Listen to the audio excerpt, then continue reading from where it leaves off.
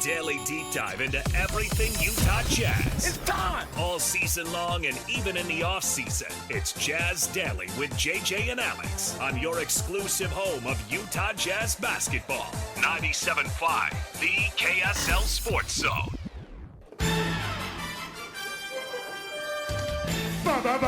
Basketball, give me the ball because I'm gonna dunk it! And so, those two guys are going to have to adjust to how they're being guarded. We're going to have to adjust as a staff in terms of things that we can do to help them. And with that is going to come helping the Keontaes and the Collins and those guys recognize those differences as they're happening so that we can ultimately help the team play better.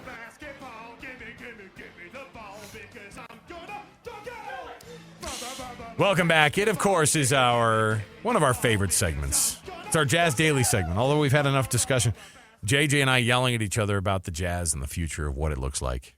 Now it's Tim LaComb's turn. Now the coach, Tim LaComb, has to jump in on here and have this conversation. Our show is always brought to you by G2G Bars. All natural ingredients, no preservatives. The G2G Bar is perfect for anybody who needs a quick, tasty, nutritious boost. And, of course, every time that Tim comes on with us, it's also brought to you by Spherion.com/Utah. Spherion, of course, helping you staff your office with anything you need. Anybody you can get a hold of. The best hires all happen at Spherion. So there you go. Spherion.com/Utah. The job father here with us. Tim, what's going on, Coach? What's going on, boys? Oh, how's your Tuesday? You know what? It would have been a lot better if the game last night didn't give us a lot of anxiety about what's going on with this team going forward. That wasn't great. Well, you saw it, so give us your thoughts. Obviously after a trade, you got to figure some things out. JJ was in the camp of thinking, the Phoenix game, they seemed like they were kind of had their stuff together. They'll be even better on Monday, and they seem to be a little bit more lost even. Well, I think it's, I think the Jazz have played two really good teams with superstars, and they really are they're not back to square one, but they are now trying to figure out how to deal with everybody out there. The new guys are trying to figure out their spots. So there's a lot of moving parts, and there's always going to be a lot of moving parts in a rebuild. I think to probably put it the best I can, to evaluate the Jazz off of one night right now would be akin to, evaluating your children's progress in college at age 5. It's going to move fast, and the Jazz are on a track to rebuild. But this is one of those dips. There was a window. They acquired an asset, but with doing so, had to give up some veteran leadership, some veteran know-how. And right now, it's just new guys are going to have to figure it out. But to me, the guys kind of watched this from the start. That's kind of an exciting time. Yeah, Tim, the reports coming out of the locker room last night was a description of a frustrated locker room. Maybe guys upset with the way things went down at the deadline. What do you make of that? I don't think as much. I would be surprised. I mean, I think everybody here understands, what position the Jazz are in. So business is a part of the NBA that I think players do a good job of trying to stay out of. I think there was frustration because I think, they did feel like there was some momentum built, and there's going to be nights like last night where, at certain times the right hand won't know what the left hand's doing. I mean, that's not any part of the coach's fault. I think it's obviously you've got Taylor Hendricks who you want to get back into the fray. You want to get Keontae progressing. But with that, playing young guys, doesn't matter if it's the high school, college, or pro level, you play younger guys, and there are going to be more dramatic swings. Tim, what about the idea of, we were talking about we're trying to compare what the playoff scenarios could look like for this year. And I just think that it's not healthy every day to be like, well, are they going to be good for the play? Are they going to make a playoff push? Or is that just me being a negative ninny here? And the reality is that this team could still be a playoff team. I know that the rebuild, you can't have rebuild and then let's be a playoff team kind of in the same sentence and both be true. Yeah, I mean, it just depends on what type of rebuild you're doing. I think Danny's been pretty transparent that, he and Justin both, that, really the goal is not just to make the playoffs, it's to try to figure out a way to win a series. And, I think they are, ever evolving. And right now, I mean, as we stand there, just a shade out. So it really, you just never know when something maybe catches fire. But as it stands, the Jazz are a game and a half out of a play-in spot with, I think we have 28 games to go, which is so exciting for me. That's, 28 games, playoffs are here, best time, but also it means spring. And I get out of this I feel like sometimes I'm a hamster on a wheel. Well, Tim, my next question, you're the perfect person to answer it. You've coached at the college level, and you've been in a lot of locker rooms, and you've had to be in the meeting room with the head coach and make difficult decisions about rotations and lineups and evaluating where guys are at. How difficult is this now for Will Hardy as a head coach to try to have to juggle what the front office gives him as far as like where the direction they're going with personnel? He's obviously made some tough decisions about putting Keontae back in the starting lineup. I'm sure that doesn't sit well with Chris Dunn, but those are the decisions you have to make. Can you put yourself in his shoes because you've been there in those situations and explain to fans how difficult that is to manage all these situations? I think it'd be really hard. At the same time, I think he's very, very intertwined into what's going on and plans and thoughts. I don't think the deadline necessarily took him by surprise. I think the worst kept secret out there was that Kelly was on the move, just because it makes fiscal sense. You're going to expire a guy, or you can, your last opportunity to try to get something. And between he and Ochai, a guy that they felt but they felt like was not a guy they felt like they wanted to move forward with. So you get a first-rounder back, and it really just kind of is part of this game we're playing. I think Will so to answer your question in two parts, I think it's got to be hard. And I think the way that he deals with it, he doesn't try to tell any stories. I think he tries to be as upfront as any coach I've dealt with, to try to kind of get in the inner workings and some of the things he thinks through. But I also love his ability on the fly to kind of make some magic happen. I thought he did it last year. I thought this year that little segment we had was just incredible.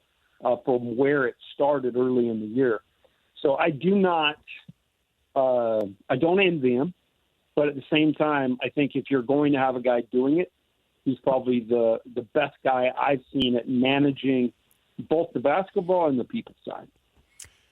JJ and I were having a discussion about, the standings are one thing, and then there's the teams who are going to be the ones who are left standing at the end. Who's the best team in the West? And after that, after you say Denver, who is it? It's crazy. I really do like the Nuggets. I do think the Nuggets they're not the same team. The beauty of their team last year, the power of their team, the core of their team is still there, but it's kind of those ancillary guys, the Bruce Browns. Jeff Green kind of evolved from the crypt and made a big impact on them. So I think they've lost a little bit there, but I still don't, question the ability of Murray and Porter and Gordon and Jokic. I think those four guys, the know-how and the expert knowledge. So I think until somebody knocks them off, I think they have to be the favorite. But the Clippers really have a ton of that as well. Kind of the new kids on the block, I guess, or OKC. In Minnesota, typically you've got to kind of cut your teeth. You've got to get through a couple of rounds. But I think there's a ton of talent and toughness in Oklahoma City and Minnesota. So I think it's just going to be a fun, I guess we call it the second half, but I guess last quarter of the season. And I think the teams are definitely positioned, within all four of those teams I mentioned are within a game and a half of each other. after that, I think it's just window dressing. The Mavericks will be better with the moves they've made, P.J. Washington and Daniel Gafford, who I love. So I would imagine they may shoot up a little bit right now because I think they got better. But if you're holding me to it, I'm saying until proven otherwise, the Nuggets come out of the West. With the trade deadline moves, it presents an opportunity for Taylor Hendricks, and we're going to be focusing a lot on his performance development over the next couple of months. And you know how to scout. You're an expert, and you've done it for years. How do you scout Taylor Hendricks, and what have you seen so far in his expanded minutes? Obviously, the numbers aren't great, but you can watch and see things that maybe we don't. So I think there's a little context required here. I do the draft every summer with the Jazz. So this last year it was Thurl and I and Alema. I've done it for the radio as well. And I really enjoy it because, I don't spend the time that Danny and the team does out there every night, but I get my fill of guys during the season, but I really do a crash course when the basketball season ends, kind of that 6-week period. I try to really focus. And I came out of last year's prep with a name for the Jazz to take at 9, and it was Taylor Hendricks. So it was crazy that it all kind of transpired that way. But I think the things you have to kind of understand with Taylor are the innate things he has, like God-given things, are incredible. His size and his ability to move his feet, makes him just a possibility of being a great defender in this league. But as you know, it's not just skill; it's also know-how. And he is an 18-year-old kid or 19-year-old kid. There were I guess UCF's playing BYU tonight, so his mom was there at the game last night. But there were probably 8 to 10 of his peers, what looked like his peers from high school, that were out here last night to see him play. And when I say these kids were kids, like they were kids. I mean, they had pimples. It was crazy, and it just put into context. We see this, big, strong guy who has a beautiful silky jumper, when he's set, and he might be, one of the best weak side shot blockers for a young guy. I mean, it's crazy where he and Walker out there patrolling things could be. So I see the greatness right now, though. There's a lot of just nuance that he's got to work through. He's got to understand how to wait for a screen. He's got to learn how to adequately set one. He's got to understand pristine spacing. And all that stuff right now, the game's moving a million miles an hour. So suffice it to say, I love the kid. I love his God-given ability. And I believe because a year ago he wasn't even on the radar to be drafted. And after one college year, everybody came knocking. So he's a fast learner, and I think will acclimate quickly. But these minutes he's going to get, the Jazz cleared space and time, they're not going to be beautiful every night, but they're going to be so worthwhile. Tim, real quick here, the Lake Show coming to town tomorrow in a Valentine's Day matchup between LeBron the Lover Boy and Will Hardy and his guys. So it's Harty spelled with a T tomorrow night. So what's this game look like tomorrow? The Jazz obviously hoping to steal maybe one or two of these next ones here since they are at home and since they get the Warriors a second time on Thursday. So what does this matchup look like tomorrow, though, with the Lakers? I believe that, every game that these guys get together, and even though last night at times was disastrous, I think that last night was, and those reps will be beneficial. Whether they'll be whipped up into a frenzy enough to, battle the Lakers, who are now 28-26. They sit ninth. They're 6-4 in their last 10. And it really is a question, LeBron, does he play in Utah prior to the All-Star break? That'll be interesting to see. Mm-hmm. All that being said, I think they can win, but the way they have to do it is together. And some of the frustration that maybe some of the vets allowed themselves to kind of show last night for the sake of where this team's got to go. I mean, I think that's got to be a part they they can look at that and say, we've got to give this every chance to succeed. We've got to give these guys our best. And I think as the team's locked in, I think they definitely can win tomorrow night. The coach, Tim LaComb, every Tuesday right here with us on our program, but all week long on all of the programs across the KSL Sports Zone. He is Tim LaComb, pre-half and post on the Jazz Radio Network, and just an all-around, maybe one of the better dudes you'll ever meet. So, Tim, we appreciate it, man. We'll talk to you again next week. Hey, we've met before, right? You know who I am? Listen, don't try to dog yourself. Don't try to. I'm just checking. Don't try to dog yourself. Don't let the rocker lifestyle and Did you call him Jim LaComb earlier? It's James LaComb. Wait, I didn't call him Jim LaComb. Come on. Hey, one last thing. I think BYU absolutely rolls tonight. Oh, you know what? I didn't want to jinx them, but they got a couple games this week. Well, I'm not jinxing them either. It's just going to happen. Will Taylor Hendricks beat the game? Ooh. Yeah, his brother plays. So yeah, there you go. Yeah, that's right. Ooh. That's right. Perfect he'll be there. timing He'll for be in the him. house. Some Jazz faithful in there. Tim, we appreciate it, man, and we just love having you on the program. You're the best. Thanks, guys. Appreciate you. There you go, Tim LaComb.